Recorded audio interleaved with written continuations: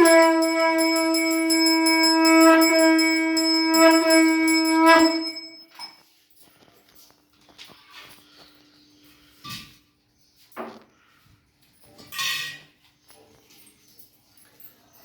जो है जेठ कृष्ण पक्ष अमावस्या तिथि है। इसी ने कहा है बड़ के पेड़ की पूजा की जाती है। हजारों साल पहले सावित्री माता ने व्रत किया था। इसी बरगद के पेड़ की पूजा की जाती है। यह व्रत सुहागिन महिलाएं करते हैं। इसे न पुरुष करते हैं और न कुमारी कन्या या बिना विधवा औरतें करते हैं। खाली सुहागिन महिलाएं व्रत करती हैं। सौभाग्यवादी यह व्रत होता है। इसको सौभाग्यवती हिंदू स्त्री के लिए मात्र एक लौकिक व्रत बताया गया है। और एक व्रत करने से पति को दीर्घायु मिलती है, पति का कारोबार स्वास्थ्य सब ठीक रहता है, धन धान की प्राप्ति होती है, पति को सुख प्राप्त होता है। बटसा व्रत के दिन सुहागिन महिलाएं पूरे दिन व्रत करती हैं। व्रत का विधा विधि विधिसार पूजन किया जाता है और इसमें जो सत्यवान की पूजा की जाती है, कथा सुनी जाती है, प्रातःकाल स्नान किया जाता है, सुंदर कपड़े पहने जाते हैं, शुद्ध वस्त्र पहने जाते हैं, आभूषण पहना जाता है, श्रृंगार किया जाता है। उसके बाद फिर पेड़ के पास नागरिक पूड़ी हलवा आटे और शहद के गुड़ की चीनी के मिला के बड़ के पेड़ के दाने के आकार की गोलियां बनाई जाती हैं और उसको स्लीप के कोई पेड़ में चढ़ाता है, कोई गले में पहनाएगा, कोई गले में पहनता है भगवान। और इसके बाद शुद्ध थाली में पूजा सामग्री भोग में मिष्टान पकवान और शुद्ध जल कलश फूल धूप दीप चावल कुमकुम घी भीगे चने गुड़ हल्दी रोड़ी कच्चा तागा सामाजिक वर्ग पेड़ के पास में आते हैं सब लोग। उसका वृक्ष की पूजा की जाती है। जहाँ वृक्ष की व्यवस्था नहीं है पट्ट में पूजा की जाती है। चित्र बना करके पट्ट में दीवार लगे पूजा की जाती है। जहाँ पेड़ है तो वहाँ ठीक है, जहाँ पेड़ नहीं है चित्र की पूजा की जाती है। और बड़ के पेड़ के फल से पत्तों से पूजा की जाती है। जहाँ पर ऐसी व्यवस्था नहीं है वहाँ पर टहनी मांगा घर में पूजा भी करते हैं लोग। अगर संभव हो कागज में भी पूजा की जाती है, दीवार में बट वृक्ष लगा कर पूजा की जाती है।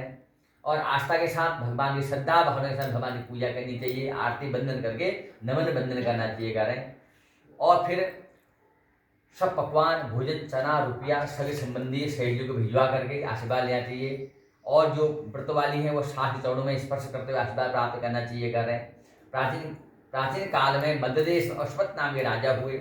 उनकी स्थिति का संतान होने का वो दुखी रहते राजा अपने राज्य के सब विद्वान ज्योतिषी ब्राह्मण पुरोहित आमंत्रित करके उन्हें पूछा कि हे महाराज हे दर्शनो हमारे घर में संतान नहीं है, कोई गणना करके बताओ कि मेरे घर में संतान होगी या नहीं होगी। तत्काल राजा प्रश्न का उत्तर देते हुए विद्वान जन ने कहा महाराज संतान तो होगी लेकिन कुछ समय बाद वह विधवा हो जाएगी। ऐसा संतोष त्याग करके अब मन में विचार करने लगा। सत्यवान नामक जो युवक है वह बहुत गुणवान होगा, शीलवान होगा, धर्मवान होगा, भगवान को बहुत मानने वाला होगा। ऐसा विचार ब्राह्मण ने उनसे करवाया। ज्योतिष मतगणना के अनुसार राजा काफी दुखी रहने लगा और वह कन्या को अपने राज्य की चिंता सताने लगी। उसे कांत में राजा के लिए कन्या उत्पन्न हुई। वह समय अनुसार जीवन व्यतीत करते हुए विवाह योग्य हो गई।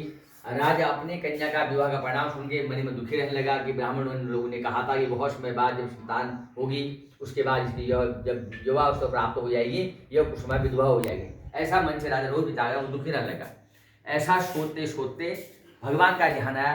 तुरंत नाथ जी महाराज को याद किया। नाथ जी महाराज वहाँ पर आ गए। धर्मात्मा राजा ने आवाहन के नाथ जी महाराज को बुलाया, सारी बातें बताई। नाथ जी महाराज ने पल पर विचार किया, कहा राजन तुम अपने कन्या के विवाह का दायित्व उसके ऊपर छोड़ दो। वो जिससे अपना पति स्वीकार करेगी उसे तुम भी उसके पति के नाम का दामाद समझ लेना। तुम अपनी कन्या कह कहो कि अपने पति की सुरंगी तलाश करे। तुम्हारी कन्या जिस वक्त को अपना पति स्वीकार कर लेगी उसे तुम भी प्रस्तुत कर लेना, तुम उसी के साथ विवाह कर देना। राजा ने अपनी कन्या सावित्री को बुलाया और नाथ जी की सारी बातें बता के पूछा, हे पुत्री सावित्री तुम कहो तुम्हारा क्या विचार है। सावित्री बोली पिताजी मैं नाथ जी महाराज की बातों से प्रसन्न हूँ, जो वह कहेंगे मैं उसको ऐसा करूँगी। राजा को सावधान देते हुए आज रात्रि सावित्री ने सखी सहेलियां दाह दासियां अंतरों के साथ भावागियों की तरह से करने लगी। अनेक नगरों में गई, प्रांत में गई, वन में गई, कहीं उसे सुंदर वर प्राप्त नहीं हुआ। आज सावित्री जो है एक रमणीक स्थान पर पहुंची जहाँ बहुत घना घना जंगल है, एक सरोवर है। उस सरोवर में हंस सब खेल कर रहे हैं, नहा रहे हैं और सब चारों ओर चकवा नाम के पक्षी घूम रहे हैं। बहुत सुंदर वहाँ का वातावरण है। वहाँ सावित्री महाराज ने अपना रथ को रुकवाया। कुछ देर प्रकृति की सुंदरता निहारते हुए सावित्री ने वहाँ पर जलपान किया, स्नान किया, फल खाया और सो गई। जब बहुत देर बाद आंखें खुली तो उसने देखा कि एक सामने एक वृक्ष है। उस वृक्ष से वृक्ष पर एक मनुष्य उस डाल पर बैठे कुल्हाड़ी लकड़ियां काट रहा है। उस सुंदर पुरुष को देखा जो गोरा वर्ण का था और बलिष्ठ था। युवक को देखा और कहा, हे युवक, मन से विचार किया, मैं तुम्हें विवाह करूंगी। ऐसा मन से विचार सावित्री ने किया और अपने सखी से कहा, हे सखी, उस युवक को बुला के ला, मैं उससे कुछ पूछना चाहती हूँ। जब सखी उसके पास में गई, कहा, हे पुरुष, हे युवक, आपको हमारी रानी बुला रही है, आप चलो। तो सावित्री की बातों को सुन करके सत्यवान उसके पास में आ पहुंचा।